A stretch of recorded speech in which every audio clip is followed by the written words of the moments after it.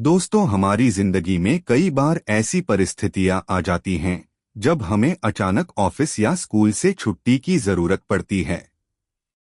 ऐसे में एक अवकाश है जिसे इमरजेंसी टाइम में लिया जाता है।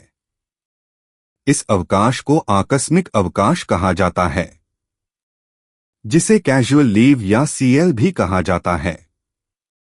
यह अवकाश कर्मचारियों को उन परिस्थितियों में उपलब्ध कराया जाता है जहां वे अचानक कार्यस्थल पर उपस्थित नहीं हो सकते। आकस्मिक अवकाश का उद्देश्य कर्मचारियों को उनकी अनपेक्षित एवं आवश्यक परिस्थितियों में राहत देना है, ताकि वे बिना किसी मानसिक दबाव के कार्यस्थल पर बेहतर योगदान दे सकें। यह सुविधा कार्यप्रणाली को बाधित किए बिना कर्मचारी कल्याण सुनिश्चित करने के लिए आवश्यक है। दोस्तों नमस्कार, मैं आपका दोस्त कमल कृपाल और आप देख रहे हैं मोबाइल साथी। आज के इस वीडियो में कर्मचारियों को मिलने वाले आकस्मिक अवकाश के विषय में विस्तार से जानने वाले हैं। आकस्मिक अवकाश का इतिहास, आकस्मिक अवकाश के नियम, विशेष आकस्मिक अवकाश क्या है, आकस्मिक अवकाश लेने की प्रक्रिया क्या है और आकस्मिक अवकाश की सीमाएं यानी लिमिटेशन क्या है। तो आइए बिना समय गवाए जानते हैं आकस्मिक अवकाश की जरूरत और इससे जुड़े महत्वपूर्ण नियमों के बारे में। आकस्मिक अवकाश कैजुअल लीव का इतिहास। दोस्तों, आकस्मिक अवकाश कैजुअल लीव सीएल की अवधारणा औद्योगिक क्रांति के बाद उभर कर आई, जब संगठित कार्यस्थलों और सरकारी कार्यालयों में कर्मचारियों के लिए विभिन्न प्रकार के अवकाश तय किए जाने लगे।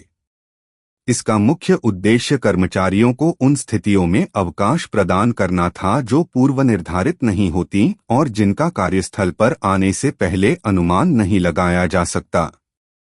भारत में आकस्मिक अवकाश की व्यवस्था ब्रिटिश शासन के दौरान सरकारी सेवा नियमों के तहत शुरू हुई और स्वतंत्रता के बाद इसे सरकारी और निजी क्षेत्र की सेवाओं में भी शामिल किया गया। यह कर्मचारियों को उनकी अनपेक्षित आवश्यकताओं के लिए एक सीमित संख्या में अवकाश लेने की सुविधा प्रदान करता है। आइए जानते हैं आकस्मिक अवकाश से संबंधित नियम क्या हैं। तो साथियों, मैनुअल ऑफ गवर्नमेंट आर्डर के अध्याय 142 में आकस्मिक अवकाश से संबंधित नियम दिए गए हैं। सरकारी आदेश नियम संग्रह manual all of government orders के पैरा 1081 से 1088 तक में आकस्मिक अवकाश से संबंधित नियमों का वर्णन किया गया है, जिसमें 1. जब सरकारी कर्मचारी आकस्मिक अवकाश के कारण कार्य से अनुपस्थित हो, तब अवकाश स्वीकृत करने वाले प्राधिकारी का यह दायित्व होता है कि वह आकस्मिक अवकाश पर जाने वाले कर्मचारी के आवश्यक कार्य के निस्तारण के लिए उचित व्यवस्था करे। इसके संबंध में सहायक नियम 201 में प्रावधान किया गया है, जिसमें कहा गया है कि न तो आकस्मिक अवकाश को मान्यता दी गई है और न ही यह किसी नियम के अधीन है। इसलिए जब सरकारी कर्मचारी आकस्मिक अवकाश पर होता है, तब उसे कर्तव्य पर से अनुपस्थित नहीं माना जाएगा, साथ ही प्रस्तर 1081 अनुसार और न ही उसके वेतन को रोका जाता है। दोस्तों, हर चीज की सीमाएं होती हैं, इसलिए आकस्मिक अवकाश की सीमाएं हैं, जैसे आकस्मिक अवकाश को इस प्रकार स्वीकृत नहीं किया जाना चाहिए जिससे ऐसे नियमों की अवहेलना हो, जैसे 1. भत्तों का हिसाब लगाने की तिथि, 2. पद का कार्यभार, 3. अवकाश का प्रारंभ तथा समापन, 4. कर्तव्य पर वापसी। यदि आकस्मिक अवकाश की अवधि स्वीकार्य अधिकतम अवधि से अधिक हो जाए। आकस्मिक अवकाश को दीर्घावकाश के साथ संयोजित नहीं किया जा सकता। प्रस्तर 1082 क्या कहता है? प्रस्तर 1081 के अनुसार आकस्मिक अवकाश की सीमाएं कैलेंडर वर्ष में आकस्मिक अवकाश केवल 14 दिन तक के लिए ही स्वीकृत किया जा सकता है। सामान्य तौर पर एक बार में केवल 10 दिन के लिए ही आकस्मिक अवकाश की स्वीकृति दी जा सकती है, लेकिन इस अवधि में विशेष परिस्थितियों के कारण अवकाश स्वीकृत करने वाला प्राधिकारी वृद्धि कर सकता है एवं 14 दिन से अधिक का आकस्मिक अवकाश एक कैलेंडर वर्ष में स्वीकृत कर सकता है। इसके अलावा उन रविवारों तथा अन्य अवकाशों जो स्वीकृत आकस्मिक अवकाश के पूर्व में तथा बाद में पड़ते हैं को आकस्मिक अवकाश के साथ संयोजित किया जा सकता है, लेकिन आकस्मिक अवकाश की अवधि के दौरान आने वाले रविवारों तथा अन्य अवकाशों को आकस्मिक अवकाश में शामिल नहीं किया जाएगा। प्रस्तर 1087 के अनुसार विशेष आकस्मिक अवकाश की स्वीकृति कुछ कारणों के तहत कर्मचारियों को दिए जाते हैं। जब किसी सरकारी कर्मचारी को विश्वविद्यालय कोर्ट या सीनेट में भागीदारी करने के लिए नॉमिनेट किया जाता है या वह उसका सदस्य हो, ऐसे में विशेष आकस्मिक अवकाश की स्वीकृति दी जाती है। जब किसी सरकारी कर्मचारी को परिवार नियोजन कार्यक्रम के अंतर्गत नसबंदी ऑपरेशन करना हो, इसके लिए कर्मचारी को 6 दिन का आकस्मिक अवकाश प्रदान किया जाता है। जब सरकारी कर्मचारी जो अल्प बचत योजना में आंतरिक अभिकर्ता के रूप में कार्य करता हो को राज्य सरकार द्वारा आयोजित शिविरों में भाग लेना पड़े, इसके लिए 3 दिन का आकस्मिक अवकाश वर्ष में एक बार प्रदान किया जा सकता है। जब सरकारी कर्मचारी जो भारतीय लोक प्रशासन संस्था का सदस्य हो को संस्था की बैठक में भाग लेना पड़े, लेकिन इसके लिए वर्ष में अधिकतम 6 दिन और उतने दिन जो यात्रा के लिए आवश्यक हो का आकस्मिक अवकाश प्रदान किया जा सकता है। जब किसी कर्मचारी को किसी वैज्ञानिक या अभियांत्रिकी संस्था में प्रतिनिधि के रूप में आमंत्रित किया जाए या वह इन संस्थाओं में अपना लेख पढ़ना चाहता हो, तब उसे उतने दिन का आकस्मिक अवकाश प्रदान किया जा सकता है जितना बैठक में भाग लेने तथा यात्रा के लिए आवश्यक हो। शासनादेश विवरण कार्मिक अनुभाग 1 शासनादेश संख्या 13/1/1981 का 1 दिनांक 16/04/81 के अनुसार जब किसी महिला कर्मचारी को परिवार नियोजन के लिए नसबंदी कराना हो तो उसे 14 दिन का आकस्मिक अवकाश प्रदान किया जा सकता है तथा I0U0C0D0 के लिए 1 दिन का आकस्मिक अवकाश प्रदान किया जा सकता है।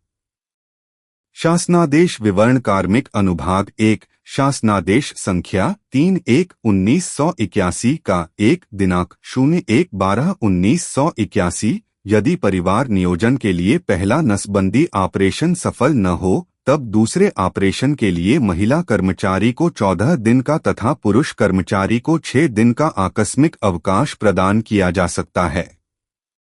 जो कर्मचारी परिवार नियोजन के लिए नसबंदी ऑपरेशन कराता है उसके प्राधिकृत चिकित्सा अधिकारी की संस्तुति पर 6 दिन का और आकस्मिक अवकाश प्रदान किया जा सकता है।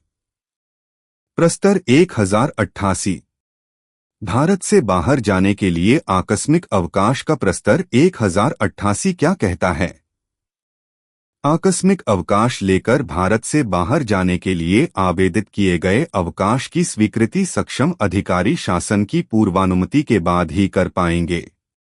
इसके अलावा कुछ विशेष परिस्थितियों में कुछ दिन की विशेष छुट्टी दिए जाने की व्यवस्था है, जिसमें लिपिक वर्गीय स्टाफ के अतिरिक्त अन्य को दी गई विशेष छुट्टियों की सूचना सकारण प्रशासकीय विभाग को भेजनी होगी।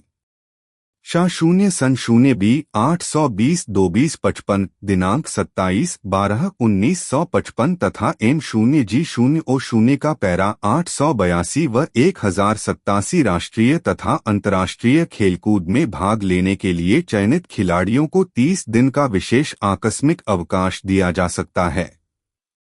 शासनादेश संख्या 1694 का 183 दिनांक 5 जुलाई 1983 तथा 1847 का 4/1/81-83 दिनांक 4 अक्टूबर 1983 के अनुसार मान्यता प्राप्त सेवा संघों परिसंघों के अध्यक्ष एवं सचिव को एक कैलेंडर वर्ष में अधिकतम 07 दिन का तथा कार्यकारिणी के सदस्यों को अधिकतम 04 दिन का विशेष आकस्मिक अवकाश देय होगा। कार्यकारिणी के उन्हीं सदस्यों को यह सुविधा अनुमन्य होगी जो बैठक के स्थान से बाहर से आएं। कार्मिक अनुभाग 4 शासनादेश संख्या 11/1/N2011 का 4/2014 दिनांक 30/06/2014 के अनुसार सरकारी सेवकों के संगठनों के वार्षिक अधिवेशनों पर विशेष आकस्मिक अवकाश प्रदान किया जाना। आकस्मिक अवकाश के नियमों की सीमाएं क्या हैं? दोस्तों, हर एक चीज की अपनी लिमिटेशन होती हैं, उसी प्रकार आकस्मिक अवकाश की भी अपनी सीमाएं हैं। जैसे एक सीमित संख्या, सामान्यतः सरकारी कर्मचारियों को प्रति वर्ष 14 दिन तक आकस्मिक अवकाश मिलता है, जो राज्य और केंद्र सरकार के नियमों पर निर्भर करता है। 2 पूर्वानुमति आवश्यक नहीं परंतु सूचना देनी होती है। आकस्मिक अवकाश का उद्देश्य अनपेक्षित परिस्थितियों में अवकाश प्रदान करना है, इसलिए इसकी पूर्व स्वीकृति आवश्यक नहीं होती, लेकिन यथाशीघ्र सूचना देना आवश्यक होता है। 3 क्रमागत अवकाश। आकस्मिक अवकाश आमतौर पर लगातार कई दिनों तक नहीं लिया जा सकता। 3 से 5 दिन की सीमा होती है, जो कि स्थान के नियमों पर निर्भर करता है। 4 अवकाश समाप्त होने पर ज्वाइनिंग। निर्धारित अवधि के बाद कर्मचारी को तुरंत कार्यभार ग्रहण करना होता है। 5 संग्रहित नहीं किया जा सकता। यदि निर्धारित वर्ष में आकस्मिक अवकाश का उपयोग नहीं किया जाता, तो इसे अगले वर्ष के लिए संचित कैरी फॉरवर्ड नहीं किया जा सकता। 6 अतिआवश्यकता में स्वीकृति आवश्यक। यदि आकस्मिक अवकाश की अवधि बढ़ानी हो, तो उसे अन्य प्रकार के अवकाश जैसे अर्जित अवकाश या मेडिकल लीव में परिवर्तित करने के लिए स्वीकृति आवश्यक होती है।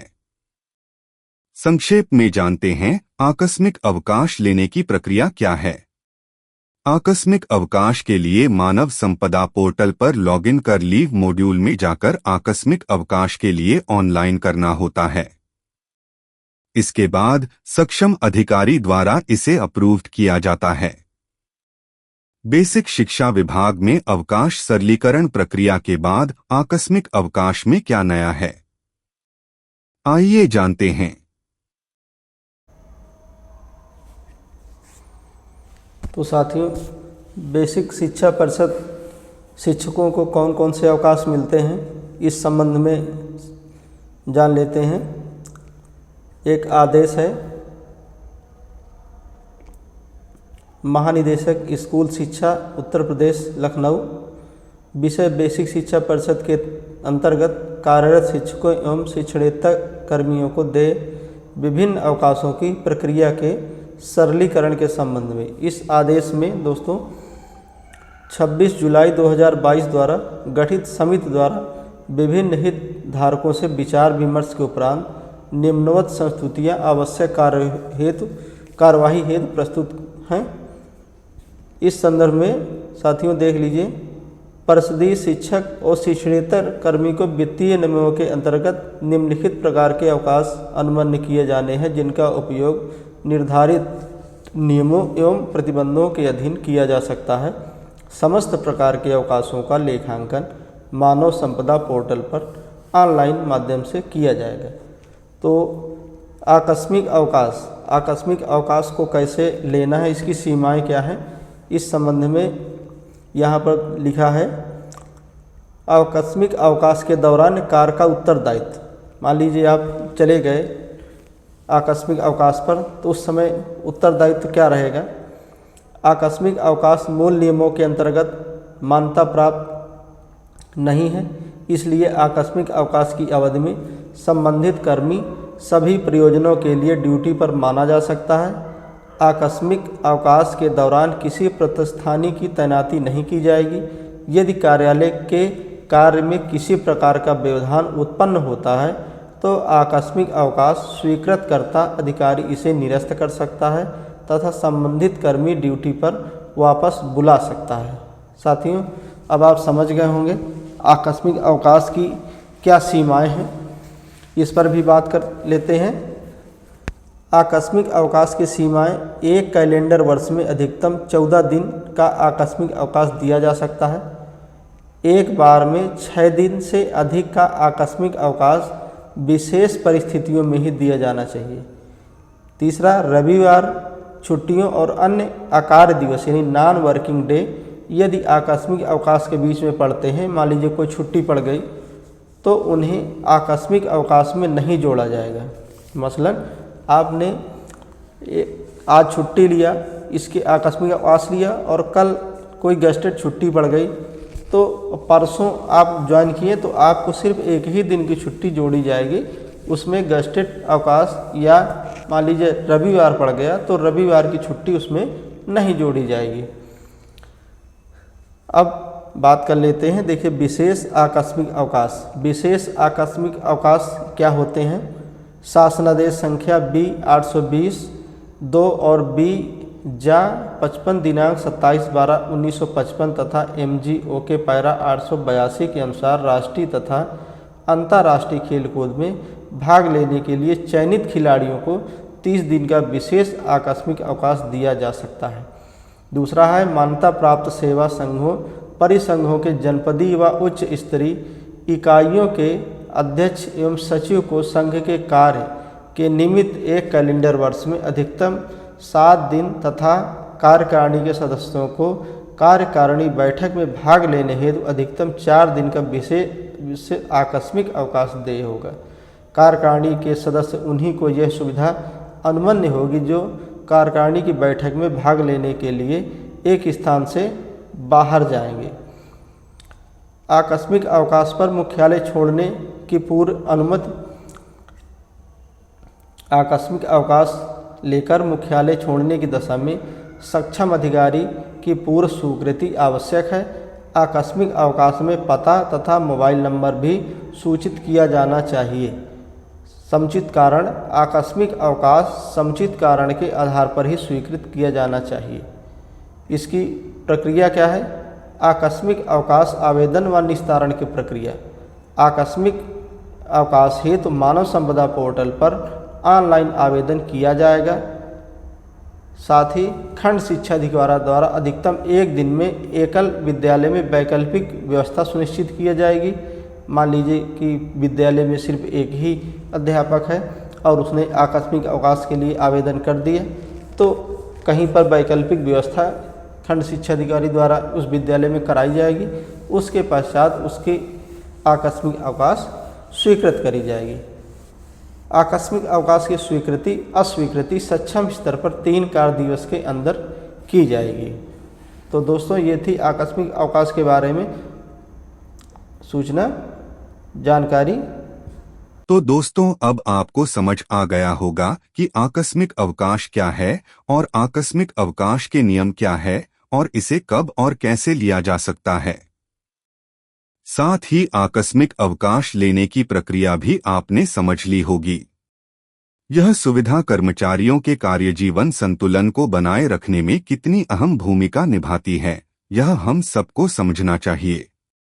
अगर आपको यह जानकारी उपयोगी लगी तो वीडियो को लाइक करें, अपने दोस्तों और सहकर्मियों के साथ शेयर करें और हमारे चैनल मोबाइल साथी को सब्सक्राइब करना न भूलें। बेल आइकन दबाइए ताकि आपको हमारे नए वीडियो की नोटिफिकेशन सबसे पहले मिले।